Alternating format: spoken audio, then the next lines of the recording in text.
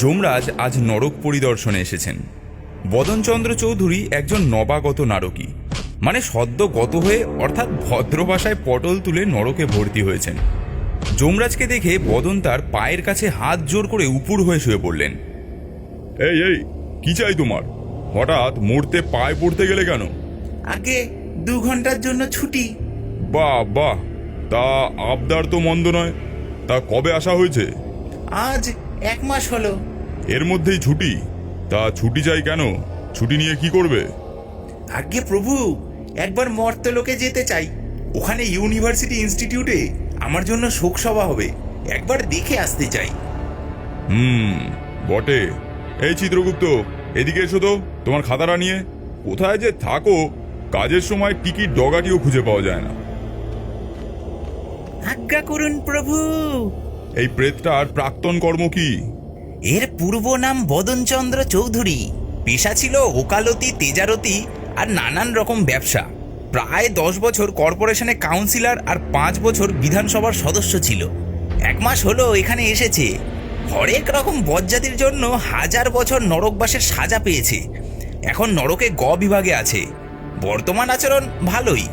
ঘন্টা 2 জন্য ছুটি মঞ্জুর করা যেতেই পারে। শোকসভায় ওর বন্ধুরা আর স্তাবকরা কে কি বলে সেটা শুনবার আগ্রহ ওর হতেই পারে। ও খবর পেল কি করে যে আজ শোকসভা হবে? খবরের অভাব কি ধর্মরাজ? রোজ কত লোক মরছে আর সোজা নরকে চলে আসছে, তাদের থেকেই খবর পেয়েছে। ঠিক আছে, 2 ঘন্টার জন্য ওকে ছেড়ে দাও। সঙ্গে একজন প্রহরী থাকে যেন। যথা আজ্ঞে। ওহে কাকজঙ্গ, তুমি এই প্রেতটার সঙ্গে মরতে যাও। দেখো যেন নতুন পাপ না করে বসে। ঠিক 2 ঘন্টা পর ফিরিয়ে আনবে। যথাজ্ঞা।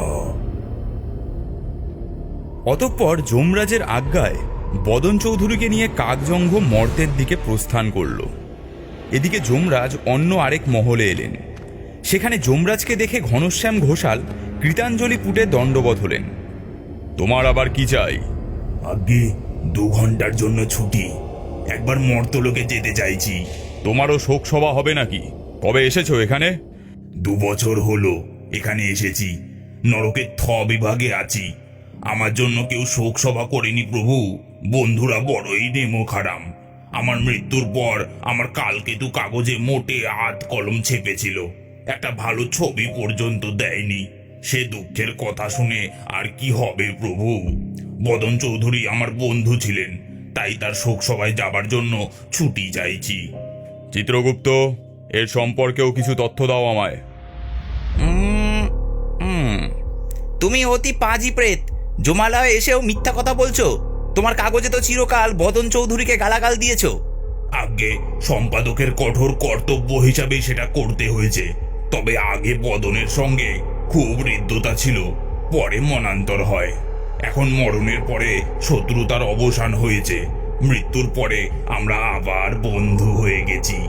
যাকগে, একেও 2 ঘন্টার জন্য ছেড়ে দিতে পারো। সঙ্গে যেন একজন প্রহরী থাকে। আপনার আদেশ শিরোধার্য প্রভু। ওহে ভৃঙ্গরল, তুমি ঘনশ্যামের সঙ্গে মরতে যেও। ভৃঙ্গরল যমরাজের নির্দেশ মতো ঘনশ্যামকে নিয়ে 2 ঘন্টার জন্য মর্তের উদ্দেশ্যে যাত্রা করল। পরলোকগত বদন চৌধুরীর শোকসভায় বেশ লোক সমাগম হয়েছে। বেদির ওপরে আছেন সভাপতি অবসরপ্রাপ্ত জেলা জজ রায়বাহাদুর গোবর্ধন মিত্র। তার ডান পাশে আছেন প্রাক্তন বক্তা প্রবীণ অধ্যাপক অঙ্গিরস গাঙ্গুলি। বাম দিকে আছেন বদনের বন্ধু আর সভার উদ্যোক্তা ব্যারিস্টার কোকিল সেন। আর কয়েকজন গণ্যমান্য লোক কাছেই বসেছেন। বক্তাদের জন্য 2টো মাইক্রোফোন খাড়া হয়ে আছে এবং সভার বিভিন্ন স্থানে গোটা কয়েক লাউড স্পিকার বসানো আছে। বদন চৌধুরী তার সঙ্গী যমদূতের সঙ্গে বেদির ওপরেই দাঁড়িয়েছিলেন। হঠাৎ ঘনশ্যামকে ওখানে দেখে তিনি চমকে উঠলেন। এ কি ঘনশ্যাম, তুমি এখানে? চলেই এলাম। তুমি কি মতলবে এখানে এসেছো? সভা পণ্ড করতে চাও নাকি?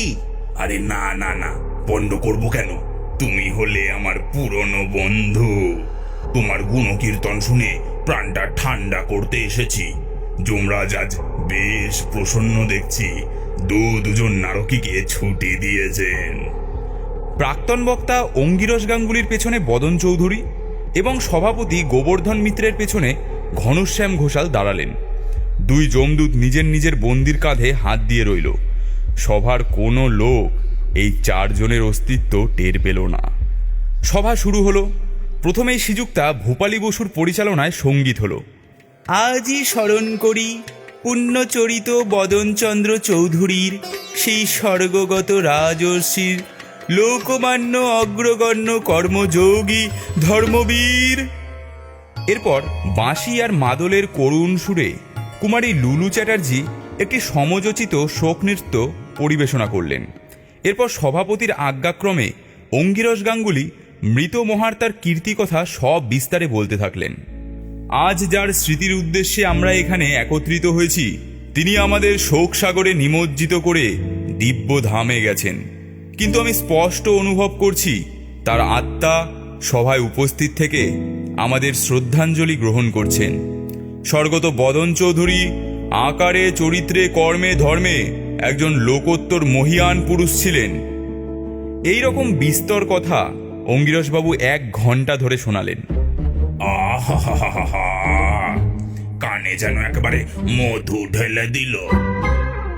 এরপর একজন তরুণ কবি কবিতা পাঠ করলেন।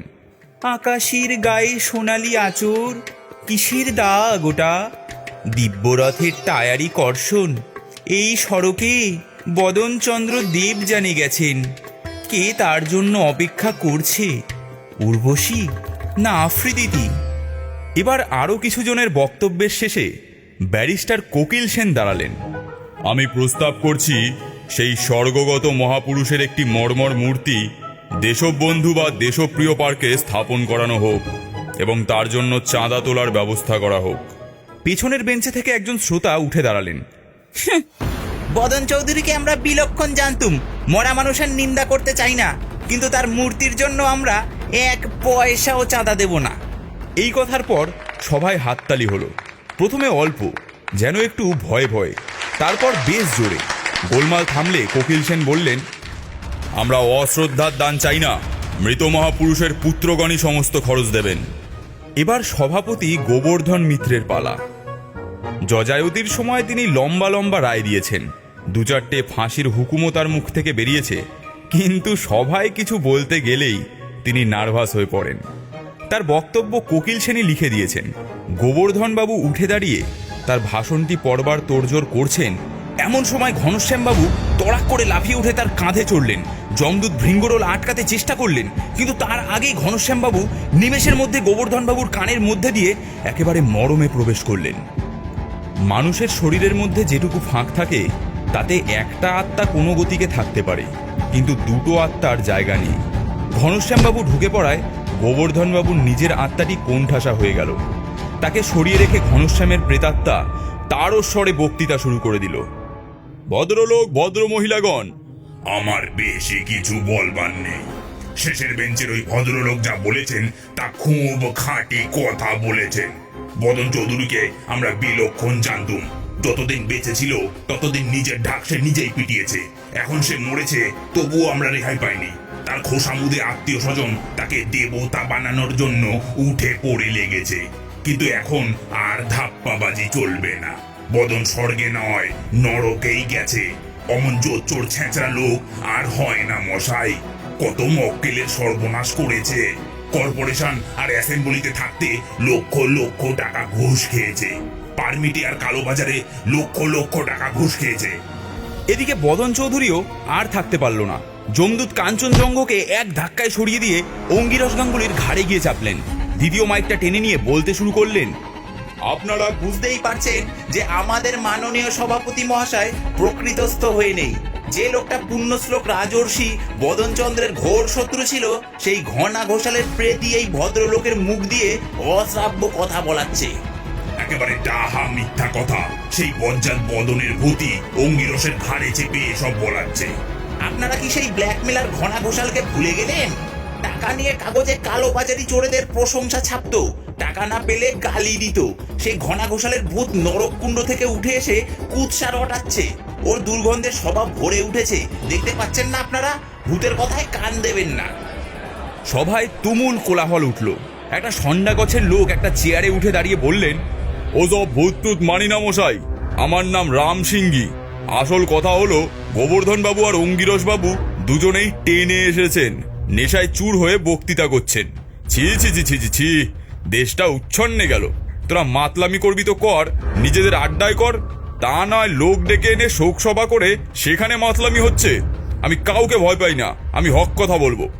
এমন সময় দুই যমদূত অঙ্গিরস আর গোবর্ধনের কানে কানে বলল, 2 ঘন্টা হয়ে গেছে, এবার বেরিয়ে পড়ো। এবার দুজন ভূতই শুরুত করে বেরিয়ে পড়ল, আর যমদূতরা ওদের নিয়ে হাওয়া হয়ে গেল। শরীর থেকে প্রেত বেরিয়ে যেতেই অঙ্গিরসবাবু আর গোবর্ধনবাবু মূর্ছিত হয়ে পড়ে গেলেন।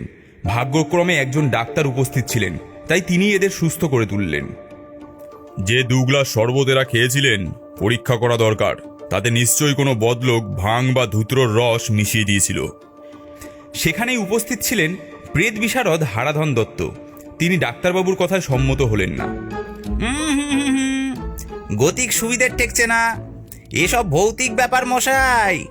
আজ আপনারা সকর্ণে 2 ভূতের ঝগড়া শুনেছেন, বাড়ি গিয়ে কানে একটু তুলসীর রস দেবেন। সভা ভেঙে গেল। এদিকে যমদূতরা বদনবাবু আর ঘনশ্যামবাবুকে আকাশপথে নিয়ে যেতে যেতে, এটা কি হলো? গিয়ে যমরাজকে সব বিস্তারিত বলছি, দাঁড়াও, হচ্ছে তোমাদের। আমার কি দোষ? ওই ঘনশ্যামটাই তো আগে এসব করলো। ঠিক, ওটাই যত নষ্টের গোড়া। এই, তুমি অমন করলে কোন সাহসে? দিলাম তো সভা পণ্ড করে, আজ বেশ শান্তি অনুভব করছি।